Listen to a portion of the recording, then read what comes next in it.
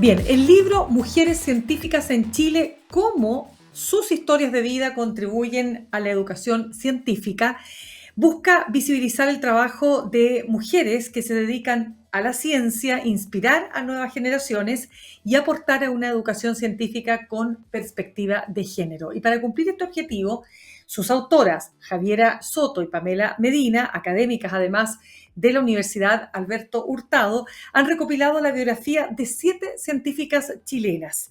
Y sobre ellas es que construyen, ¿no es cierto?, esta enorme e importante historia y una gran contribución también a la ciencia, pero también al aporte que las mujeres, un aporte que no siempre es visibilizado, ha hecho o han hecho a las ciencias de nuestro país. Vamos a conversar entonces sobre este interesante libro con una de sus autoras, Javiera Soto, académica de la Universidad Alberto Hurtado y candidata a doctora de las ciencias por la Pontificia Universidad Católica de Valparaíso. Javiera, ¿cómo estás? Un gusto de que estés con nosotros esta tarde en Sin Pretexto. Hola Mirna, muchas gracias por la invitación. Un placer estar contigo esta tarde conversando sobre nuestro libro. Muchas gracias. Déjame, mencionar cuáles son las chilenas, las científicas chilenas que ustedes han destacado. Está Lorena Lobos, bioquímica, Brigitte van Zundert, bióloga molecular, Francisca Blanco, fitopatóloga, Paula Celis, bióloga marina, Jocelyn Dunstan, física, Natalia Inostroza, astroquímica y Teresa Paneque, astrónoma. ¿Por qué decidieron hacer este libro? Una súper buena pregunta, Mirna.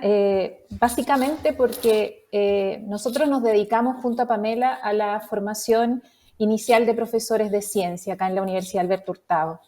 Y dentro del campo de investigación de esta disciplina hay claramente ciertos temas que hoy día interesan muchísimo. Dentro de esos, cómo avanzamos a una educación científica que incorpore la perspectiva de género. Y en el campo de investigación aparece mucho esta idea de la necesidad de poder promover la construcción de modelos de personas que hacen ciencia y particularmente de científicas, mucho más cercanos, mucho más reales, justamente para promover que las niñas, las adolescentes se interesen justamente por seguir carreras científicas. El problema que nos encontrábamos era que justamente una de las intenciones que la investigación señala es que justamente hay que recurrir a las historias de vida de justamente mujeres para poder de esa manera acercar a las niñas a el quehacer científico. Y nos encontrábamos justamente con el problema de que no habían disponibles biografías de mujeres que actualmente estuvieran haciendo ciencia en nuestro país y que justamente esas biografías no solamente rescataran el trabajo científico que ellas realizan, sino que también todas estas también dificultades, obstáculos que tuvieron que enfrentar para poder hoy día llegar a donde están, siendo reconocidas justamente sus campos de investigación. Entonces, es básicamente como la falta de material para la formación docente y también para el trabajo con los estudiantes en la escuela, lo que nos motiva justamente a poder escribir este libro, que tiene como foco también el ser, digamos, un recurso que puedan utilizar los profesores en el aula. Claramente. Javiera, pero estas científicas que yo acabo de mencionar, ¿qué las hizo a ustedes? Porque habrán muchas otras más, ¿no es cierto?, que podrían también formar parte de este libro. ¿Por qué fueron específicamente ellas seleccionadas? Sí, en realidad fueron varios los criterios que utilizamos para poder hacer esta selección. Uno de esos era justamente poder abarcar distintas áreas dentro de la ciencia, no solamente dedicarnos a contar historias de vida de mujeres biólogas, sino que también incluimos ahí astrónomas, incluimos biólogas marinas. Entonces, tratar de abarcar un área como bastante amplia dentro de las disciplinas científicas. El otro criterio también era que estuvieran justamente activas en sus campos de investigación, que estuvieran haciendo ciencia actualmente y que además pudieran estar en un rango etario como diverso, o sea, no solamente como siendo adultas, sino que también científicas que estuvieran ahora como desarrollándose en sus respectivos campos de investigación. Y quizás como el criterio que de alguna forma determinó quienes finalmente quedaron en este libro, es que también apelábamos a que nos pudieran como abrir sus espacios de vida y sus historias de vida a nivel personal y familiar y poder acceder también a estas entrevistas en profundidad, que fue la que realizamos. Por lo tanto, esta suma de criterios y particularmente el poder como abrir sus historias de vida fueron los elementos que tomamos en cuenta para llegar a esta lista de las 7 científicas. Sí, Javiera, si pudieras ayudarnos a hacer un pequeño resumen de cada una de ellas, ¿no? Y qué elementos hay en común, porque tal como tú has señalado, ustedes tomaron de distintas disciplinas, desde la física, la biología marina, la astronomía, ¿no es así? La biología molecular, etcétera, ¿no? Ayúdame ahí a entender y a darle realce a cada una de ellas. Sí, bueno, cada una claramente...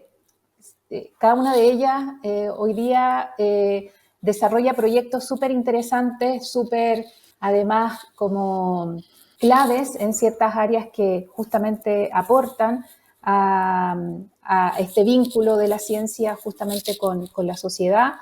Por ejemplo, si partimos con Lorena Lobo es una bioquímica que trabaja particularmente en cáncer de mama, por lo tanto, su trabajo de investigación está súper ligado al ámbito justamente de la salud y particularmente de un problema de salud que hoy día es súper relevante en nuestro país, asociado justamente como a la detección precoz de esta enfermedad y también a su tratamiento. Brigitte Van Zunder es justamente una bióloga molecular que investiga en enfermedades neurodegenerativas, en ELA, en Alzheimer y otras enfermedades. Por lo tanto, también ahí hay un aporte significativo del trabajo que realiza Brigitte en el campo médico. Tenemos a Francisca Blanco, que ella es fitopatóloga y se dedica justamente a investigar las enfermedades que sufren las plantas, es decir, cómo estos organismos vivos también padecen ciertas enfermedades que son provocadas en algunos casos por virus o por otros microorganismos, por lo tanto ella hace un aporte en esa área del conocimiento. Tenemos a Paula Celis, que ella es bióloga marina y trabaja particularmente en como la mitigación que puede hacer las algas en el cambio climático, particularmente en cómo las algas pueden absorber el dióxido de carbono y de ahí de alguna manera como contrarrestar los efectos de este gas a nivel medioambiental. Jocelyn Dunstan es una física, pero que trabaja hoy día en ciencia de datos, en inteligencia artificial aplicada al análisis de datos, trabaja con el tema de las listas de espera y también con cómo la ciencia de datos puede abordar también otros campos en el tema asociado a ámbitos como sociales o de implicancia social. Tenemos a Natalia Inostroza y a Teresa Paneque que trabajan justamente en ámbitos relacionados con la astronomía y particularmente como en la química que hay detrás de los procesos astronómicos. Por lo tanto, tenemos ahí como una enorme diversidad de campos de investigación justamente en estas 7 protagonistas del libro. Claro. Considerando, Javiera, deja contarle a nuestros auditores que estamos conversando a esta hora con Javiera Soto, académica de la Universidad Alberto Hurtado y además candidata a doctora en... ¿cuál era tu Didáctica de las ciencias. Didáctica de la ciencia, Sí. justamente de la Pontificia Universidad Católica de Valparaíso. Entonces, Javiera, lo que quiero entender es lo siguiente, porque la ciencia ha sido históricamente, ¿no es cierto?, mucho más marcada para los hombres que para las mujeres. Sabemos cuán difícil es para las mujeres abrirse paso. Y quería preguntarte, en estas historias y en estas biografías de mujeres que ustedes reunieron, entiendo que al principio les costó porque lo que más les aparecía eran mujeres extranjeras. ¿Qué había pasado ahí? ¿Hay una invisibilización del aporte que han hecho precisamente las científicas chilenas en nuestro país? Exactamente, también ahí hay un tema como asociado a que está como esta idea preconcebida de que finalmente como la ciencia de calidad en realidad se realiza en el extranjero o hay más posibilidades de Claro. realizarla en el extranjero que en nuestro país. Por lo tanto, quizás nosotros siempre tuvimos la idea de que habían científicas súper destacadas en nuestro país con las que podíamos hacer este libro, pero lo que nos llamaba la atención dentro justamente de su biografía y de sus historias de vida era que ellas, cuando iniciaron sus carreras científicas, siempre tenían como referente a mujeres científicas extranjeras. O sea, Ah, habitualmente te entiendo. como estos modelos, digamos, de científica eran siempre como figuras icónicas, como por ejemplo Marie Curie, una mujer además súper destacada.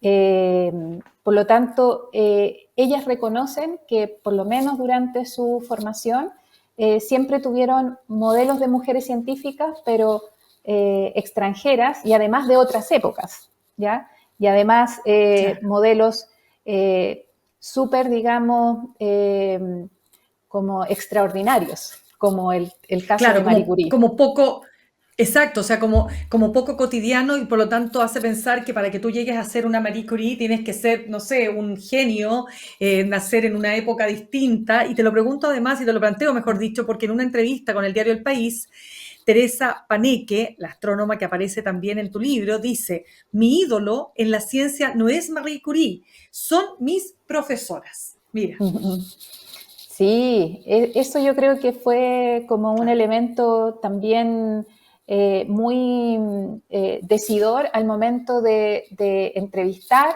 a Teresa Paneque, que justamente la investigadora más joven que está presente en este libro, y de que claramente ella tenía mucho más claro el tema de que sus profesoras habían sido fundamentales en su carrera científica, sobre todo porque sentía de alguna manera que la astronomía era un espacio donde también las mujeres se podían desempeñar. Entonces, el solo hecho de tener en la academia profesoras dedicadas a investigar en astronomía era para ella un modelo, digamos, súper importante para lo que ella realiza hoy día.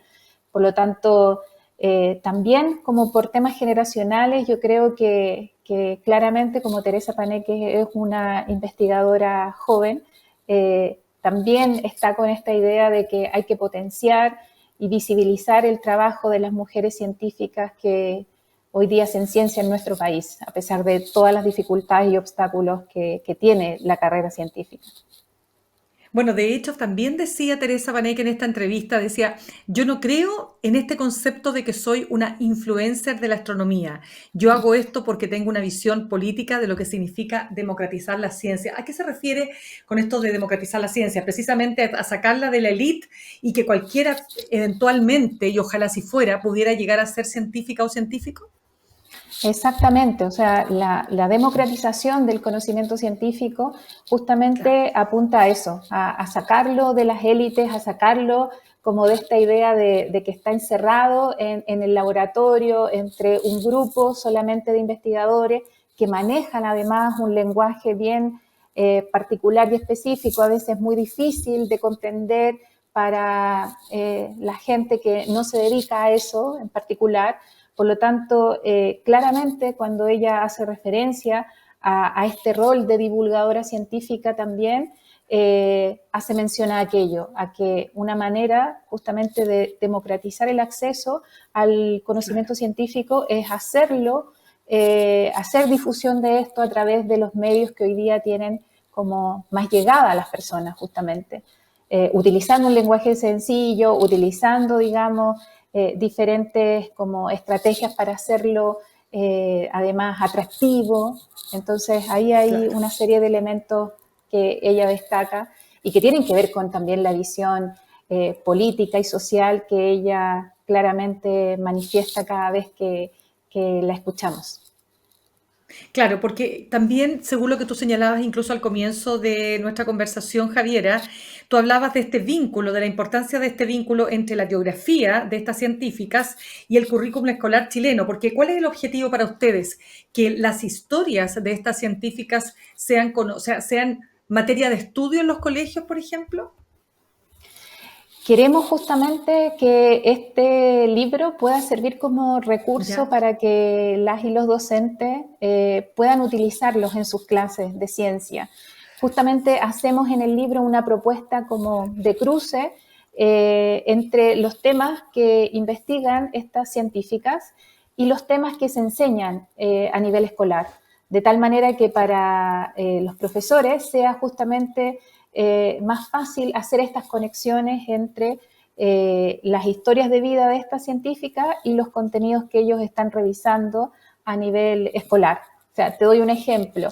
Por ejemplo, cuando en segundo medio toca abordar el tema, por ejemplo, de la división celular y de las enfermedades asociadas cuando estos procesos de división celular se descontrolan, que es finalmente lo que genera el cáncer, pueda ser entonces el estudio del cáncer también una oportunidad para poder conocer la biografía, por ejemplo, de Lorena Lobos, que trabaja justamente en este tema, y a través de su biografía poder también entender, comprender y analizar cuáles son las brechas de género que ella tuvo que enfrentar para poder justamente desarrollarse en este ámbito de investigación.